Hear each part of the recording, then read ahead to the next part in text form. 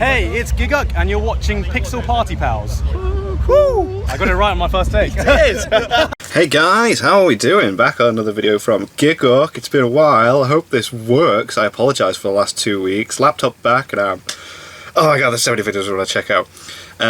In Species video that he's done, In Species reviews, I'll check that out. But I thought this was a really interesting sounding one. 2010's the decade anime grow up. I'm just kind of like, you know what, when I was younger, everything was quite kiddish. You got your Pokemon, you got your Digimon, you got your Dragon Ball Z's. But then as it got more popular, obviously as we grew up with it, we started checking out other things that was anime, and yeah, it gets a little bit more grown up, doesn't it? So let's, you got your Hellsing Ultimates and other things. Oh god, everything's falling over in the distance. Let's check it out. 10 years of anime. The start of 2020 marks the start of a new decade, and with that also comes the end of a decade of anime. 10 years is a pretty damn long time, especially if you take a look back at just how much has changed within that time period. So instead of being the top X anime of the 2010s, which pretty much everyone else has already done at this point, and with far too much work for a video already 2 months into the new year, I thought I could take this opportunity to reflect on what's happened to anime as a whole in the past 10 years from the perspective of someone who's been an avid fan of the medium for the entirety of that time. I've watched as anime has slowly grown and changed over the years. We've seen a lot of good. Oh my god. We've seen a lot of bad. We've seen a lot of weird, which we've come to expect from anime. Oh so my god, yeah. It's just normal now, isn't it? Just how much did anime grow in the 20s? Industry and community. Coco. Devilman. Anime feels like it's on its way to the big boy leagues. In the 2000s, it felt like this niche little industry, and now, for better or worse, we're in an entirely new playing field. We are. Our small, oh my god, companies have so many people out by large international watching anime now. Or other large international megacorporations have decided to enter the market. Yep. It's kind of jarring to see Netflix exclusives, Amazon exclusives. At the start of the decade, we saw Crunchyroll completely revolutionize the industry by bringing in anime simulcasts, and in which just is the 10 incredible. Years since what, then, an hour later after it came out. Rise and fall of the golden age of streaming.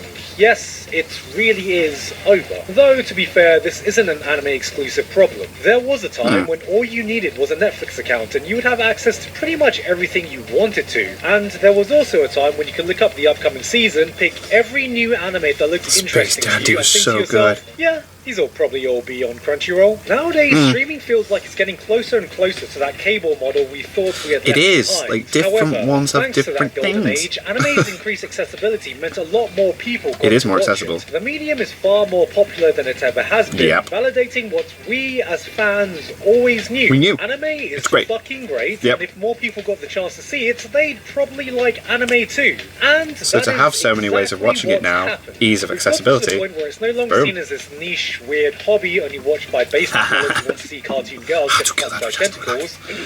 Well, we exactly don't want to see that. But it's still not quite mainstream yet either. The medium has grown a lot, but with that has come growing pains. Problems we used to view from afar from bigger communities like gaming or movies have slowly popped up in our own. It feels like I can't go a week without some new controversy coming out or some hot take about My Hero Academia keeps... My Hero Academia or Demon Slayer being posted on Twitter. There no longer feels like there's this same community homogeny around being an anime fan, and with the increased corporate vibe the industry has right now, companies need to realise that the honeymoon period is gone. While at one point the fandom was rooting for them to succeed and was willing to look over a lot of things because we were a small, tiny community that wanted to see anime grow, as it does, people will, and rightly so, hold them to the same standards they hold to companies in bigger, more well-established industries. Makes sense. And that standard hasn't always been met. Industry or community, you can't get away with some of the same things you used to, and we've all needed to come to accept that, yes, anime has changed. It has.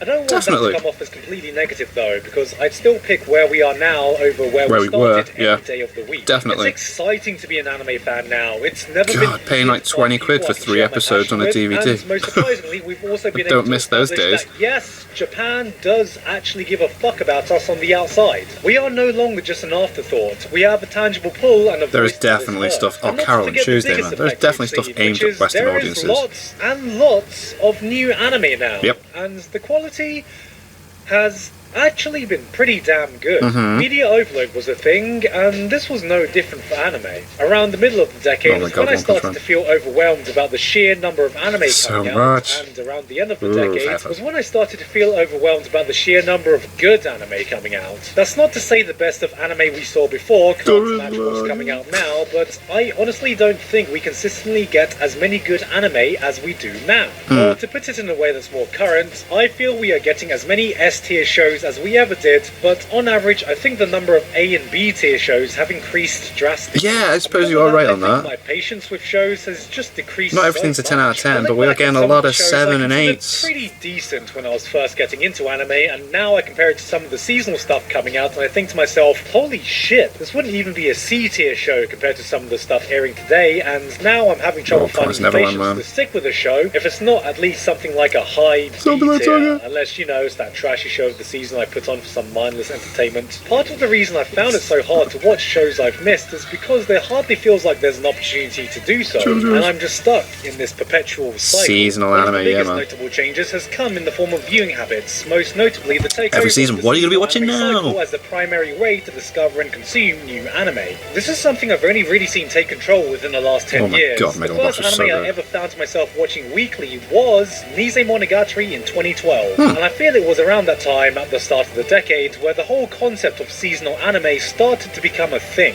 Before that, I was never concerned about looking for the newer shows. I was just looking for good shows. I looked to the classics. I get overwhelmed. I'm like, where do I start? Shows that had a cool looking character someone had set as their profile picture and gave a blind watch based on just that. There wasn't this homogenous place anime fans looked to find new shows, and we had the entire history of anime as our playground.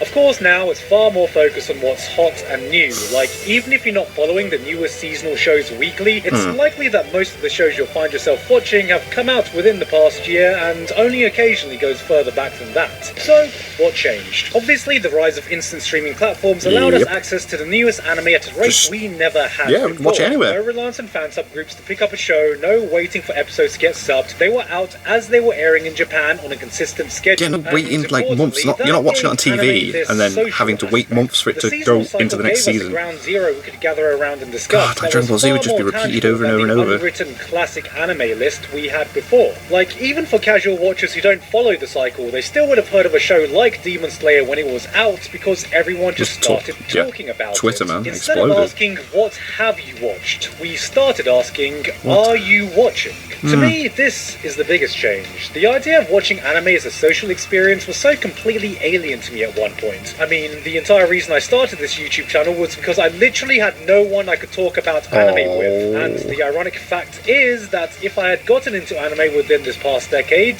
there would be no Gigguk. Because now, the social aspect has become such a massive part of the anime watching experience. It's never been easier to talk about it, share your thoughts on it, find communities to discuss it. And I do admit, it's very fun to be part of the discussion. So the seasonal anime cycle will likely be the way forward to go now for the foreseeable future. Which leads us nicely into the franchises that had the biggest impact in the last 10 years. We've seen a handful of new titles rise up to not only the decade, but a whole new generation of anime fans. But with that, we also saw the end of franchises that marked the previous generation. The age of the big three ended this decade, with Naruto and Bleach closing out their stories, and it really was an end of an era. Naruto was the anime that got me into anime, and I remember thinking to myself, it didn't get me into anime, but man, this is I suppose in a way the big three got me into wanting to watch other things as well. It's gonna be around forever. And then when it finally did, it was a sobering moment to see the very show that got me into anime and was there for my entire fandom was no longer there anymore. Yeah, sad time. For both Then of these Boruto. shows, you always knew the journey would end eventually, but it never felt like it really would. There was definitely a hole that was left, so of course everyone immediately jumped on the discussion of what was going to replace them. Who are the next big three? It's Magi, right? No, it's going to be you, Toriko. No way, man, it's Fairy Tail. It's definitely going to be Fairy Tail. But Oh, for damn. a while, nothing did, and instead we got a bunch of heavy hitters that had nothing to do with shonen. So for a while I thought maybe the era of generational defining shonen jump shows was over. Turns out I didn't have to wait too long to be proven wrong. My Hero Academia has comfortably taken up the mantle of one of the new era-defining shonen shows. You can't even deny it. Like United States of Smash are going to be an iconic generational memory, like how I can mention Rock Lee taking off his training weights and everyone still flips their shit at the thought. We shouldn't forget that there was never going to be a new Big Three. The Big Three was coined as a result of the environment these shows created, not the other way round. And 3 isn't an arbitrary number that dictates the number of shows that define an era. However, with Demon Slayer taking over 2019 and even Black Clover and others gaining massive Black Clover's doing really well. The new era is certainly taking shape. Going into the new decade, I have no doubts that these will be the shows that will define a new generation of young anime fans, proving once again that long-running battle shonen will always remain king in that aspect. As for other big franchises that I feel left their mark on the decade, it's hard to deny the almost mainstream reach that One Punch Man was able to achieve in its prime. Madoka effectively changed every new magical girl show after it into this dark, messy edge fest, completely missing the point of what Madoka tried to do in the first place. It's hard to imagine that at one point, JoJo was this super niche franchise that only the most dedicated of fans, and now everyone's into it. And now has become a staple of the anime fandom. Whether you've seen it or not, if you're an anime fan, you've heard of JoJo because it's kind of become that gatekeeper that differentiates the completely casual watchers to someone who is more active and aware of the anime community. Monogatari to me feels like it left a massive mark on the deeper weeb community because it feels like it represents the weirder side of anime that we saw this decade. To this day, I still can't comprehend how it became such a huge hit, but it really opened my eyes to what felt like a new art form I could enjoy. From what I think are the best girls of this decade to a scene many of us weebs will look back to and say, yeah, I think this was the start of my degeneracy, but for me, my personal franchise I'll remember this decade for will have to go to Attack on Titan, man. Titan. What and a this show. isn't because it's just a genuinely good show that has gotten better with each season, or because of its massive popularity that made it one of the most prominent anime of the decade. No, what cemented it for me was one insignificant day when I was still working an office job. While having a coffee break with some guys, chatting about what we got up to on the weekend, the latest football scores, one of my co-workers out of nowhere turns to us and asks if we've heard of this show called Attack on Titan. I was so taken aback that I had just heard an anime being brought up in a normal daily conversation that I just stood there and stared at him in silence for a good few seconds before asking, sorry, what was that you just said? Oh yeah, there's this new show called Attack on Titan. It's like this cartoon from Japan. I think it's like called an anime or something, but it's actually really good. And it's moments like this that will make Attack on Titan the franchise I'll remember. It was huge when it came out. For the first time in my life, I just go with Crunchyroll through Attack on Titan. Cool. Yeah. It was a show that wasn't just popular for anime fans, but something that could be watched by anyone. And coming from a childhood where I got bullied for liking anime as a kid, to being a complete closet fan as a teenager for fear of being mocked and ridiculed, it was a moment I never thought would ever happen. The feeling that I didn't need to be ashamed or hide the fact that I watch anime. I like anime, and I'm proud. Now, that was a big deal for me. Today, it's become a much more accepted medium overall, and looking back, it was Attack on Titan that really laid the groundwork to allow this to happen. There was a little franchise that I missed that might have had a small effect, because every decade has their own trends that took over. And you know, we can oftentimes look back in history and pinpoint exactly where that trend began. From cute girls doing cute things, isekai was the trend. So that line was popular when it came out. You know it, I know it, we've all talked about it enough. Let's move on, because one other thing that's seen great change is films. A lot of people they have huge releases as well now, don't they? In my 2019 retrospective, and the simple answer for that is because, well, I just didn't get a chance. I to love see that. them. Like, the only I one I did get to see go was online Premiere, and look which was and fucking awesome. oh my god, Luckily, Premiere's showing in the cinema down the road, or My Hero Academia, and with Japanese subtitles. With English dub. That's crazy. That I don't know which dimension I've woken up in either. The reversal, you know, card dimension? Before, that is weird though, isn't it? Movies in theaters English dub with Japanese subtitles in Japan. Limited Ghibli film runs, but now, if a film even has a moderate amount of hype around it, there's a decent chance it'll get a screening in a major city, at least if you live here in the West. Love it or think it's overrated, you can't deny how much the anime film industry has your name to thank for its current environment. Definitely. It broke box office records worldwide and proved that there was a market for anime films, prompting every major outlet to ask, have Dragon we whole Super Broly movie was just like, whoa. For like the third time. While we haven't reached that same kind of community homogeny where we can talk about the latest films and expect everyone to have gotten a chance to see it, the fact that we even can see an announcement for a new it's live class. anime It's film so and think cool to now. ourselves, wow, I can't wait to see this when it comes out in theatres, is absolutely amazing to me. And I hope this is a trend that will Mind spread blowing. even further globally during the new decade. I mean, look at all the new anime films we have to look forward to, like How Do You Live by this young up-and-coming director. Who knows, if this film becomes a big hit, he might even become the next Miyazaki. And I think that's everything I wanted to talk about. Looking back at the last decade as a whole, if I had to sum up what's happened to anime in a single sentence, for me, the 2010s is when anime started to grow up. It grew outside of the confounds of hardcore fans discussing it in online forums. It grew from being a niche industry that only catered towards one country. It grew from being the small, distinguishable medium to a flourishing staple of nerd culture as a whole. It's been a joy to see the journey it took, not just as a fan, Definitely, but man. someone who's been creating anime content on YouTube for that whole time. Yes, if you didn't know, my first upload was in 2007, and somehow in that time I've grown enough to become a professional anime... Oh, no, get that word away from me. Influencer. Anituber. Are these really the only two options Oh, for my labels. official job title? There we go.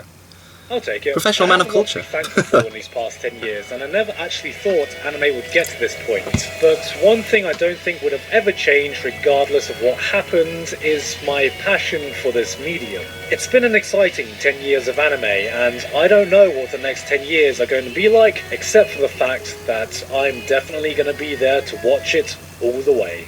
Cool.